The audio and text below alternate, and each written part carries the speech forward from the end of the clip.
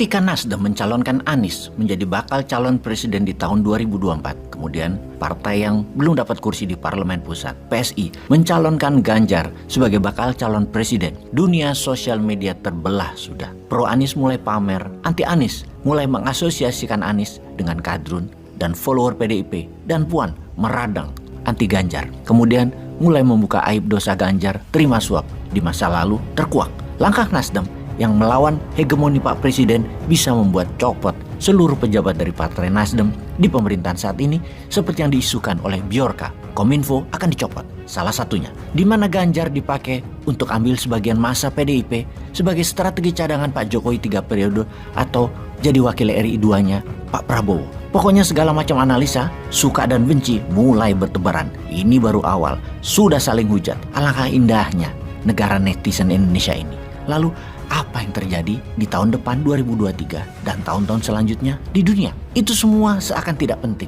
Walaupun Indonesia sebagai negara tengah, ketergantungan pada global player lebih dari 70% kebutuhan nasional import dan ekspor nasional. Apa yang terjadi kalau analisa yang mengatakan bahwa dunia akan runtuh, complete decoupling, great reset akan terjadi di tahun 2023 dan di tahun 2024? Ini sebuah perkataan di awal yang pasti membuat sahabat semua berkerut kening, banyak yang tidak percaya. Namun saksikan video narasi ini sampai selesai. Di tahun 2023 bisa dikatakan tahun politik di Indonesia. Tahun fitnah, tahun framing, tahun hoax, tahun disinformasi pembunuhan karakter, tahun perpecahan atas kelompok satu yang tidak ingin orang dari kelompok lainnya menjadi pemimpin di Indonesia, tahun agama jadi senjata penghakiman kebenaran, tahun saling hina atas perbedaan suku dan ras, serta perbedaan status ekonomi. Peristiwa yang akan terjadi itu di negara kita ini lebih dikarenakan memang masih belum dewasa berpolitiknya.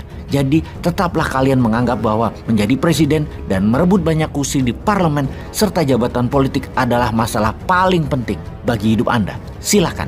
Namun apa yang akan terjadi di dunia pasti akan berimbas ke Indonesia, yang mana hal ini adalah fakta jauh lebih mengerikan dari apa yang kalian kerjakan memfitnah saudara sendiri. Kita bahas perlahan agar menjadi pertimbangan sahabat melangkah. Jangan sampai kita menjadi yang paling menderita di tahun-tahun hadapan. Sudah presidennya jadi bukan orang yang di pihak kita, tidak mampu lagi orangnya. Ya sudahlah, yang penting siapapun presidennya nanti, Anda tetap aman dari bahaya ekonomi dan dari bahaya kesehatan dunia. Itu penting. Stay healthy, stay alive, itu jauh lebih penting. Inilah masa survival skill kita diasah. Inilah masa survival of the nation kita diuji. Kita mulai datanya. Diawali dengan perang dagang di tahun 2017, di mana kalau sahabat sudah mengikuti serial bernegara New Mind, pasti sangat kenal dengan informasi yang mengingatkan dimulainya dengan perang dagang, di ujungnya akan ada perang militer. Sudah siapkah Indonesia? Dan hal itu terjadi.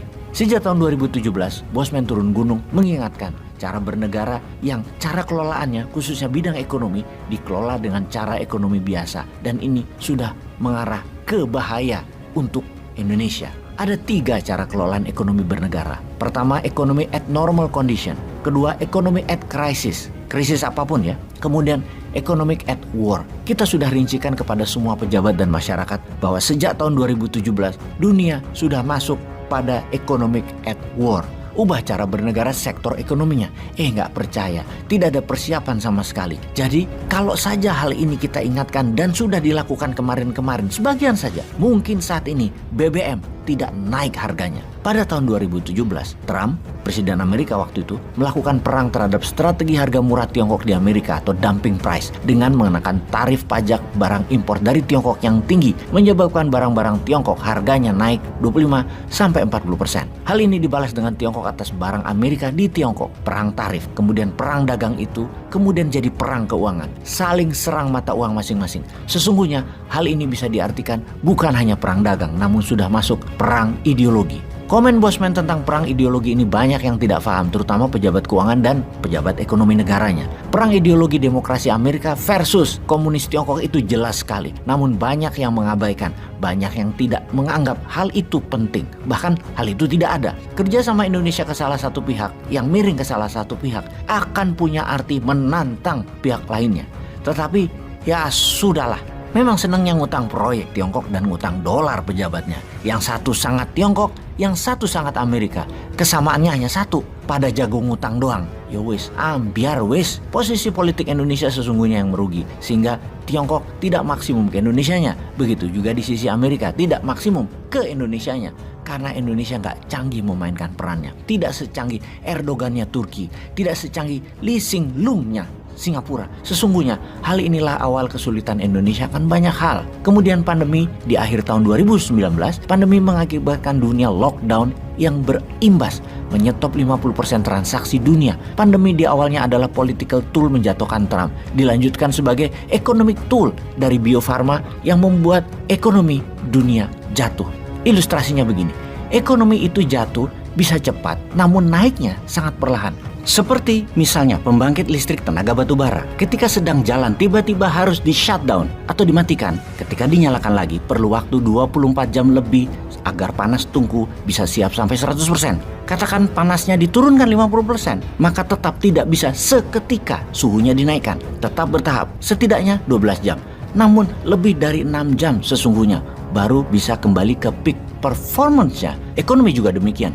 Turunnya kapasitas ekonomi 10%, menjalankannya lagi perlu 6 bulan sampai peak performance. Kalau turunnya hingga 50%, peaknya memakan hampir 3 tahun. Jadi sejak tahun 2020, ketika 50% kapasitas dunia ekonomi turun, ketika dinyalakan lagi di tahun 2021 akhir atau 2022 awal, puncaknya baru tahun 2025 harusnya. Namun ketika baru mulai jalan perang di Ukraina terjadi, strategi Amerika, NATO, Uni Eropa, Rusia disangsi. Rusia kena sanksi ekonomi. Rusia mungkin hanya memberikan 12% kontribusi ekonomi dunia, namun memberikan 25% lebih pengaruh ekonomi di Eropa, terutama energi. Ini yang tidak diperhitungkan karena Rusia ternyata tidak jatuh juga dan malah Eropa yang jatuh.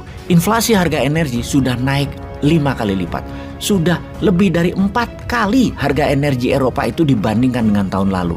Lalu zero covid policy-nya Tiongkok membuat 27 kota lebih ditutup di Tiongkok juga terjadi di awal semester 2022 ini. Masih di tahun ini juga. Semua ini membuat produksi Tiongkok turun, distribusi turun dan ekonomi Tiongkok terendah pertumbuhannya dalam 20 tahun terakhir. Jadi dunia menjadi belum jalan baik, efek pandeminya belum. Ditambah inflasi yang naik karena harga energi yang naik membuat ekonomi melambat di seluruh dunia. Harga barang dari Tiongkok rata-rata naik 20%-an dan distribusi terlambat. Hal ini membuat ekonomi dunia mengalami turunnya daya beli, inflasi tinggi, dan yang terburuk belum dijelaskan. Pertanyaan berikutnya adalah, bisa diakhiri dengan perang dunia kah seperti perang dunia pertama dan kedua? Inflasi dunia diakhiri dengan Great Reset perang dunia. Sekarang, apakah akan terjadi yang ketiga?